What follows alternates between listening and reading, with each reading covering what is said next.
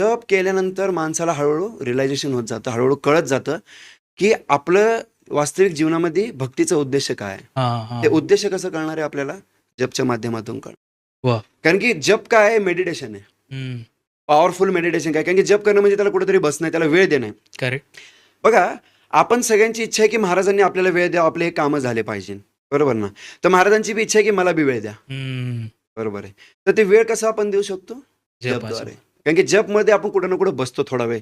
Correct. अर्धा तास, 1 तास कुठं ना कुठं आपण बसतो आणि थोडं माळ घेतो किंवा काउंटर असेल तर काउंटर हं. घेतो किंवा हाताने करतो. ते स्पेसिफिकली बसतो आपण कुठेतरी, वेळ बरोबर. देतो. आता ह्याच्यामध्ये काही लोकांची शंका आहे, की बाबा मग आम्ही गाडीवर जाताना करतोय. हां. आम्ही बरेचसे लेडीज म्हणतात की बाबा आम्ही स्वयंपाक करताना करतोय. ते सगळं ठीक आहे. पण पर्सनली आपलं वेळ देणं काम आहे. जसं की आपण प्रत्येक गोष्टीला वेळ देतोय. करेक्ट. बिझनेसला वेळ देतोय, जॉबला वेळ देतोय, घरातले जर लेडीज असतील तर ते स्वयंपाक बनवतील, बाकी घरातले सगळे कामं करतील. जसं आपण सगळ्यांना वेळ देतोय, हं. तर आपलं काम काय आहे? महाराजांना पण वेळ देणं.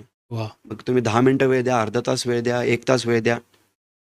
महाराजांना वेळ देणं म्हणजे काय आहे, की आपण आपल्या जीवनाचं सार्थक करून घेतोय. हं.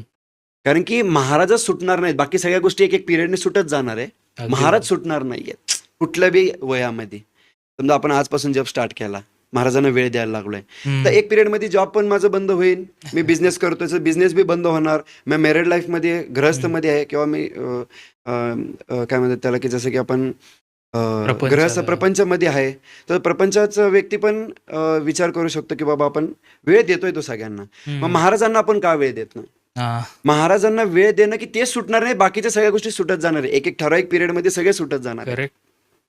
तर त्यामुळे जप करणं म्हणजे काय? पहिले प्रायमरी सगळे साधू संत किंवा आपले जेवढे बी महाराज पण एका हं. ठिकाणी म्हणतात, की माझं भजन करा किंवा माझं जप करा. हे हं, हं. सांगतात महाराज, बखरमध्ये आहे.